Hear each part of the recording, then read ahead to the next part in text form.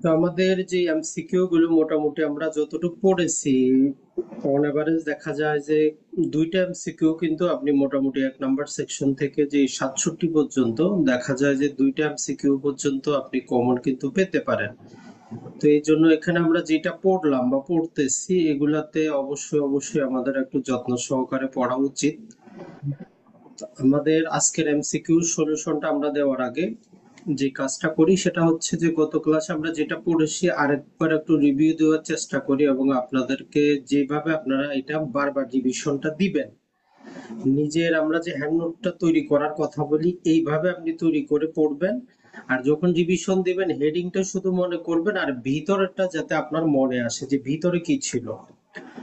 তো গত ক্লাসের গুরুত্বপূর্ণ কয়েকটা সেকশন আমরা এখানে নিয়ে এসেছি, যেগুলো আপনি বারবারই পড়বেন, ভিতর থেকে ডিটেইলে পড়ার চেষ্টা করবেন, যেগুলো সবসময় গুরুত্বপূর্ণ। এমসিকিউ বলেন, লিখিত বলেন, ভাইবা বলেন। কারণ আপনি লিখিতের জন্য পৃথক প্রস্তুতি নেওয়ার দরকার নাই। এখন থেকে যদি আপনার প্রস্তুতিটা মোটামুটি যদি আপনি বুঝে প্রস্তুতিটা নিতে পারেন, তাহলে সিআরপিসির মধ্যে 6 নাম্বার সেকশনটা আমরা বলেছি সবসময় গুরুত্বপূর্ণ। এই 6 নাম্বারে আমাদের কি আছে, যে আদালতের গঠনটা দেওয়া আছে। সেখানে বলা আছে যে সুপ্রিম কোর্ট এবং বিশেষ আইনের অধীনে গঠিত আদালত ছাড়া বাংলাদেশে ফৌজদারি মামলা বিচারের জন্য দুইটা আদালত আছে। এই শব্দটা যাতে আপনার মনে থাকে, সেখানে আমাদের দায়রা আদালত এবং ম্যাজিস্ট্রেট আদালত দুইটা ভাগে ভাগ করা আছে। এরপরে বলতেছে যে ম্যাজিস্ট্রেট হয় দুই প্রকার, সেটা এক্সিকিউটিভ ম্যাজিস্ট্রেট, জুডিশিয়াল ম্যাজিস্ট্রেট। আবার সেখানে বলতেছে যে জুডিশিয়াল ম্যাজিস্ট্রেট 4 প্রকার। এই যে আমাদের সিজিএম এবং ফার্স্ট, সেকেন্ড এবং থার্ড, এই জিনিসটা যাতে আপনার 6 নাম্বার থেকে মনে থাকে, এতটুকু যদি মনে থাকে তাহলে আমরা বলবো যে আপনার প্রস্তুতিটা ভালো। আর আপনি রিভিশনটা এইভাবে দিবেন, সাদা কাগজে আপনি সেকশন নাম্বারটা লিখবেন, হেডিংটা লিখবেন, বাকিটা আপনার লেখার দরকার নেই, আপনি মনে করার চেষ্টা করবেন। একই রকম ভাবে 9 নাম্বার সেকশন যখন আপনি যাবেন, এটা অতটা ইম্পর্টেন্ট না, তারপরও জাস্ট বেসিকটা জেনে রাখবেন যে আমরা যে দুইটা আদালতের কথা পড়লাম, ম্যাজিস্ট্রেট আদালত, দায়রা আদালত। 9 নাম্বারে দায়রা আদালতের কথা বলা আছে এতটুকুই। আর এখানে 3 জন বিচারক থাকেন, তাদের নামটা জানবেন, দায়রা, অতিরিক্ত দায়রা এবং যুগ্ম। এর চাইতে বেশি কিছু কিন্তু নাই। 10 নাম্বারটাতেও দেখেন যে এখানেও মুখস্থ করার মতো কিছুই নেই, জাস্ট হেডিংটা মনে রাখবেন যে এক্সিকিউটিভ ম্যাজিস্ট্রেট বা নির্বাহী ম্যাজিস্ট্রেট রিলেটেড 10 নাম্বার সেকশনে আলোচনা করে। আর একটা যে ব্যতিক্রম দেওয়া আছে যে সরকার চাইলে পুলিশ কমিশনারকে নির্বাহী ম্যাজিস্ট্রেটের দায়িত্ব দিতে পারে, এই শব্দটা মনে রাখবেন। একই রকম ভাবে 11 নম্বরের ক্ষেত্রেও বিচারিক ম্যাজিস্ট্রেটে শুধু এতটুকু মনে রাখবেন যে 11 নম্বর ধারা আমার বিচারিক বা জুডিশিয়াল ম্যাজিস্ট্রেট নিয়ে আলোচনা করে। আর এইখানে যেটা দেওয়া আছে যে সেটা হচ্ছে যে আমাদের যেই কোনো এক্সিকিউটিভ ম্যাজিস্ট্রেটকে সরকার চাইলে কি করতে পারে, হাইকোর্টের সাথে আলোচনা করে জুডিশিয়াল ম্যাজিস্ট্রেটের দায়িত্বটা দিতে পারে, এই শব্দটা গুরুত্বপূর্ণ। আর 12 নম্বর যখন আপনি স্পেশাল ম্যাজিস্ট্রেট বা বিশেষ ম্যাজিস্ট্রেট পড়বেন, এটা চিন্তা করবেন যে দুই প্রকারের হয়। স্পেশাল ম্যাজিস্ট্রেট এক্সিকিউটিভও হইতে পারে, স্পেশাল ম্যাজিস্ট্রেট জুডিশিয়ালও হইতে পারে। এক্সিকিউটিভ যদি নিয়োগ দেয় তাহলে সরকার নিজে থেকে নিয়োগ দিবে, কারোর সাথে আলোচনা করার দরকার নাই। কিন্তু জুডিশিয়াল ম্যাজিস্ট্রেট স্পেশাল নিয়োগ দিতে গেলে হাইকোর্টের সাথে পরামর্শটা করে নিয়োগটা দিবেন। আরেকটা শর্ত যেটা দেওয়া আছে, যদি সরকার এই এক্সিকিউটিভ ম্যাজিস্ট্রেট যদি স্পেশাল করে, যদি পুলিশ থেকে নিয়োগ দেয়, তাহলে সেক্ষেত্রে পুলিশের একটা র্যাঙ্ক দেওয়া আছে যে সর্বনিম্ন এএসপি লেভেল হয়, এই রকম যোগ্যতার পুলিশকে তারা নিয়োগ দিবে, এর কম যোগ্যতা সম্পন্নকে নিয়োগ দিতে পারবে না। এরপরে বাকি সেকশন গুলো আমাদের কোনো কাজের না, সরাসরি শুধু 22 নাম্বারটা মনে রাখবেন, ওই যে এক্স অফিসো, সরি আমাদের 22 নাম্বারে যেটা হচ্ছে জাস্টিস অফিস, সরকার নিয়োগ দেয় বাস একটা নির্দিষ্ট এলাকার জন্য, বা যেটাকে আমরা আইনের ভাষায় বলি যে মফস্বল এরিয়ার জন্য, এই শব্দটা মনে রাখবেন। আর 25-এ জাস্ট এক্স অফিসো, এই শব্দটা মনে রাখবেন যে অফিসের পদের ক্ষমতা বলে। 29-এর বিটা জুভেনাইল রিলেটেড বয়সটা মনে রাখবেন যে 15 বছরের কম বয়স্ক ব্যক্তিকে এই যদি এমন অপরাধ করে যার শাস্তি মৃত্যুদণ্ড অথবা যাবজ্জীবন, এটা যদি না হয়, অন্য অপরাধের ক্ষেত্রে এর বিচারটার ক্ষেত্রে সিজিএম, সিএমএম অথবা স্পেশাল ম্যাজিস্ট্রেটের কাছে নিয়ে যাইতে হবে, নর্মাল বিচার ব্যবস্থায় আসবে না। আর 29-এ সি মনে রাখবেন যে সরকার চাইলে কি করতে পারে, ম্যাজিস্ট্রেটদের উপর মৃত্যুদণ্ড ব্যতীত অন্যান্য সকল অপরাধের বিচারের ক্ষমতাটা আরোপ করতে পারে। 31টা সবচেয়ে বেশি গুরুত্বপূর্ণ। 31-এর মধ্যে এখানে ওই দুইটা জিনিস মনে রাখবেন, একটা হচ্ছে যে মৃত্যুদণ্ড যদি দায়রা বা অতিরিক্ত দায়রা দেয় হাইকোর্টের কনফার্মেশন লাগবে, আর একটা হচ্ছে যে আমাদের যুগ্ম দায়রা জজের 10 বছর পর্যন্ত শাস্তি দেওয়ার ক্ষমতা। এই লাইনটুকুই গুরুত্বপূর্ণ, বাকিটা দরকার নাই। এরপরে 32 নাম্বারটা সবচেয়ে বেশি গুরুত্বপূর্ণ, যেহেতু এবার সংশোধনী এসেছে, তো এখানে আপনারা যেটা বলছি আমরা 532 শব্দটা মনে রাখবেন, তাইলে টোটালটাই মনে থাকবে যে 5 বছর 5 লাখ, 3 বছর 3 লাখ, 2 বছর 2 লাখ। আর এর পাশাপাশি পূর্বেরটাও একটু মনে রাখার চেষ্টা করবেন, কখনো দিতে পারে আপনার, তাহলে পূর্বে ছিল 10,000, 5,000, 3,000, এইটা মনে রাখবেন। এর চাইতে বেশি কিছু আমাদের দরকার নাই। আর 33 নাম্বারটাতে যে বিচারের ক্ষেত্রে ম্যাজিস্ট্রেট অর্থদণ্ড অনাদায়ে কতদিন শাস্তি দিতে পারে, তো এই ক্ষেত্রে ওই ম্যাজিস্ট্রেটের ক্ষমতার 4/1 পর্যন্ত ম্যাক্সিমাম, এতটুকু মনে রাখবো। আর যদি 29-এর সিএ ম্যাজিস্ট্রেটদের স্পেশাল ক্ষমতা দেওয়া হয়, তাহলে ম্যাজিস্ট্রেটরা কি করতে পারে, ম্যাক্সিমাম 7 বছর পর্যন্ত কারাবাস দিতে পারবে, এর বেশি না। আর 35-এ আমরা কি পড়েছি, যদি একই বিচারে একাধিক অপরাধের বিচার হয়, সেক্ষেত্রে বিচারক যদি চায় সেক্ষেত্রে উল্লেখ করতে পারে যে তার সবগুলা শাস্তি কনকারেন্টলি চলবে, মানে সমস্ত কিছু একসাথে চলবে। আর যদি বিচারক নীরব থাকে, তাহলে আমরা ধরে নিব একটা শাস্তি শেষ হওয়ার পরে আরেকটা শাস্তি শুরু হবে। আর এই ধারায় কিছু ক্যালকুলেশন আছে, এইটুকু আমরা মনে রাখবো। যদি আদালত যদি এরকম বিচার করে 14 বছরের বেশি শাস্তি দিতে পারবে না, আর ম্যাজিস্ট্রেট বিচার করলে তার ক্ষমতার দ্বিগুণের বেশি দিতে পারবে না, মানে প্রথম শ্রেণীর ম্যাজিস্ট্রেট হইলে 10 বছরের বেশি দিতে পারবে না। আর 35-এর একজন আসামিকে গ্রেফতার, তার রিমান্ড, তার যতদিন সে পুলিশ হেফাজতে ছিল, পরবর্তীতে তার যতদিন শাস্তি হবে, সেখান থেকে এই দিনগুলো আমরা ক্যালকুলেশন করে বাদ দিব। 36-এ ম্যাজিস্ট্রেটের সাধারণ ক্ষমতা, এটা আমাদের 3 নম্বর শিডিউলে আছে। 37-এ বিশেষ ক্ষমতা 4 নম্বর শিডিউলে আছে।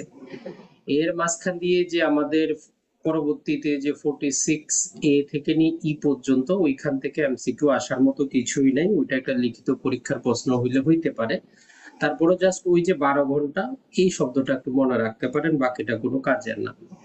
সরাসরি আমরা চলে যাব 54 নাম্বারটা। 11টা ক্ষেত্র দেওয়া আছে, ভালো করে সবসময় মুখস্থ রাখার চেষ্টা করবেন। এরপরে 54 এটা সেকশন নাম্বারটা মনে রাখবেন, যে পুলিশ কি কারণে গ্রেফতার করতেছে এইটা জানা বাধ্যতামূলক কত ধারায়। আর 61টা মনে রাখবেন যে 24 ঘন্টার বেশি আটক রাখতে পারবে না। 63, যদি একবার পুলিশ আপনাকে গ্রেফতার করে, অবশ্যই আপনার কোনো মুচলেখা বন্ড অথবা বেইল নিতে হবে, অথবা স্পেশাল কোনো আদেশ যদি ম্যাজিস্ট্রেট দেন, তবে আপনাকে মুক্ত করা হবে। 64তে ম্যাজিস্ট্রেটের উপস্থিতিতে যদি কোনো অপরাধ হয়, ম্যাজিস্ট্রেট সরাসরি তাকে গ্রেফতার করতে পারবে অথবা গ্রেফতারের আদেশ দিতে পারবে। আর 65তে যেটা বলতেছে সেটা হচ্ছে যে ম্যাজিস্ট্রেটের উপস্থিতিতে যে 65 নাম্বার যে সেকশনটা, সেখানে বলতেছে যে ম্যাজিস্ট্রেট উপস্থিতিতে যদি কোনো ম্যাজিস্ট্রেট কারো বিরুদ্ধে গ্রেফতারি ওয়ারেন্ট জারি করতে পারে, আর ওই জায়গায় যদি সে উপস্থিত থাকে, সে ওই ব্যক্তিকে তাৎক্ষণিক গ্রেফতারেরও আদেশটা দিতে পারবে।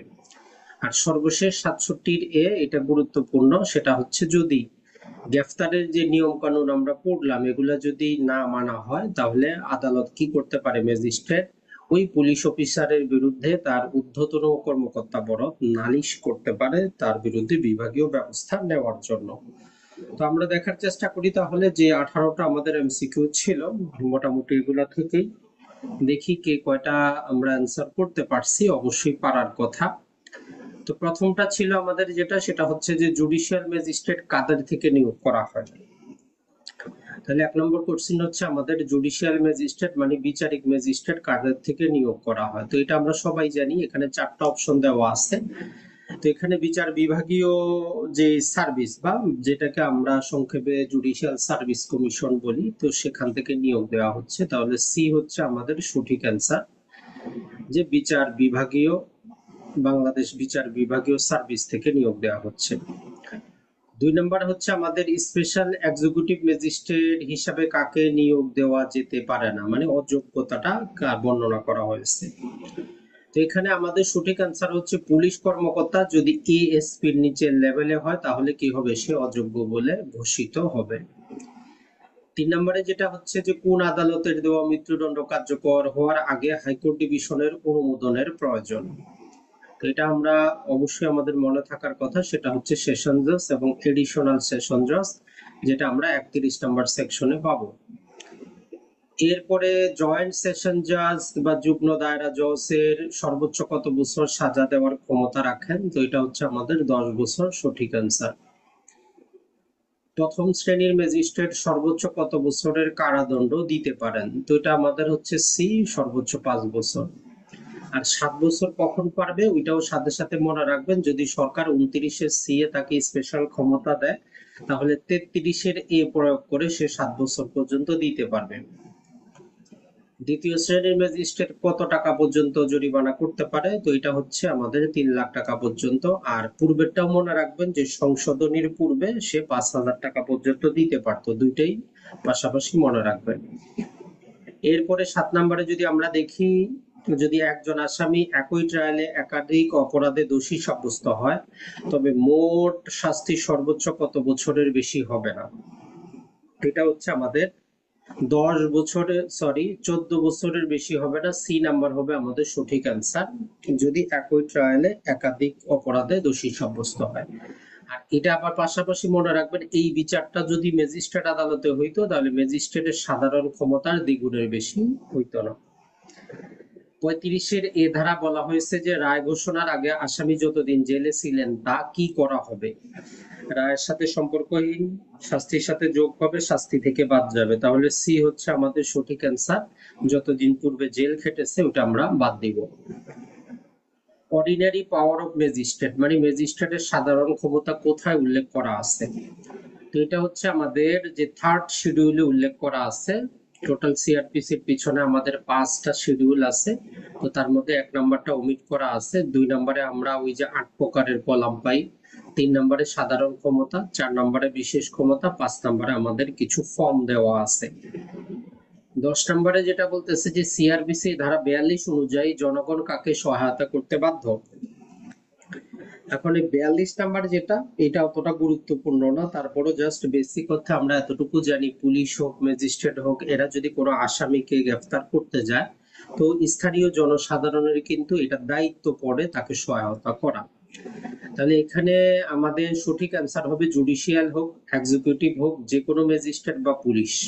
তাহলে শুধু পুলিশ না, শুধু ম্যাজিস্ট্রেট না, জুডিশিয়াল ম্যাজিস্ট্রেট হোক, এক্সিকিউটিভ ম্যাজিস্ট্রেট হোক, অথবা পুলিশ অফিসার হোক, তারা যদি আমাদের কোনো সহায়তা চায় কাউকে গ্রেফতার করতে, অপরাধ দমন করতে, সেক্ষেত্রে জনসাধারণ সাহায্য করতে বাধ্য 42 ধারা মোতাবেক। এরপরে যদি কোনো ব্যক্তি জানে যে কেউ দণ্ডবিধি 302, তো এটা আমরা সবাই জানি, 302 আমাদের কি আছে, যে হত্যা মামলা।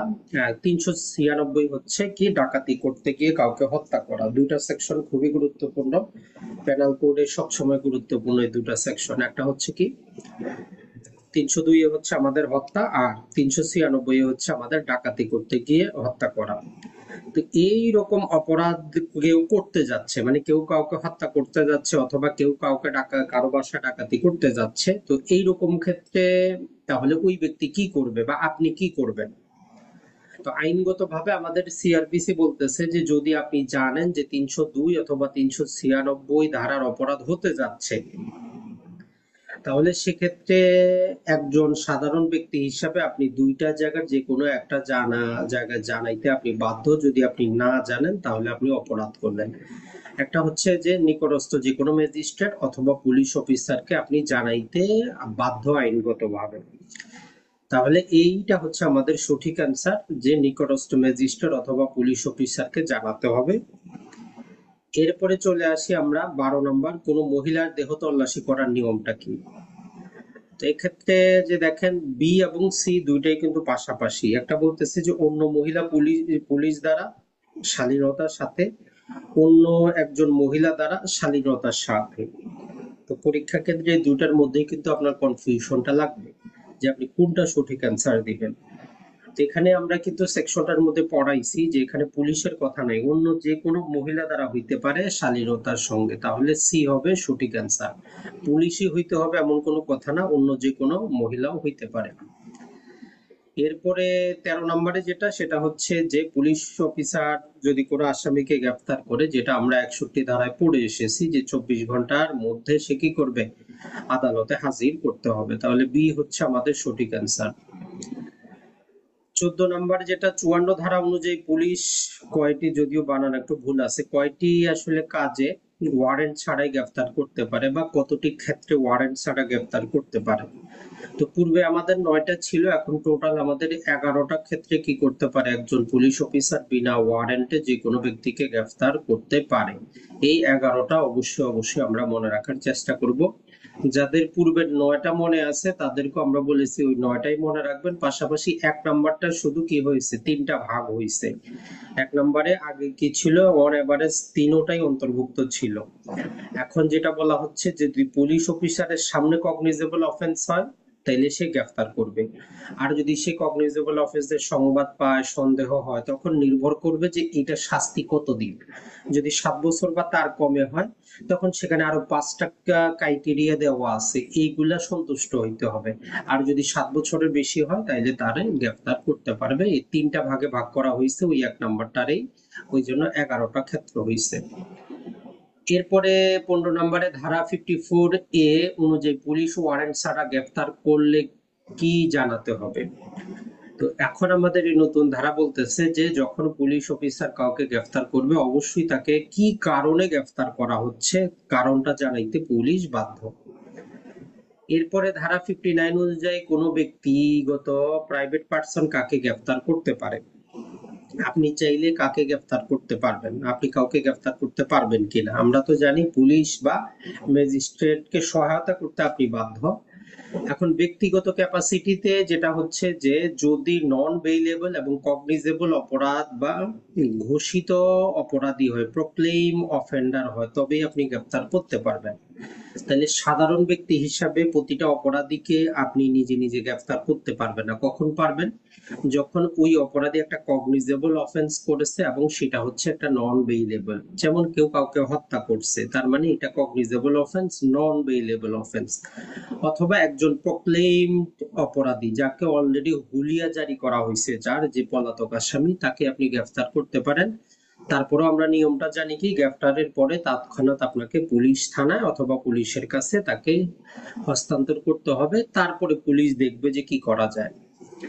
17 নম্বরে হচ্ছে যে ধারা 67A অনুযায়ী যদি গ্রেফতারের নিয়ম মানা না হয় তবে ম্যাজিস্ট্রেট কি করতে পারেন, ম্যাজিস্ট্রেটের ক্ষমতাটা কি?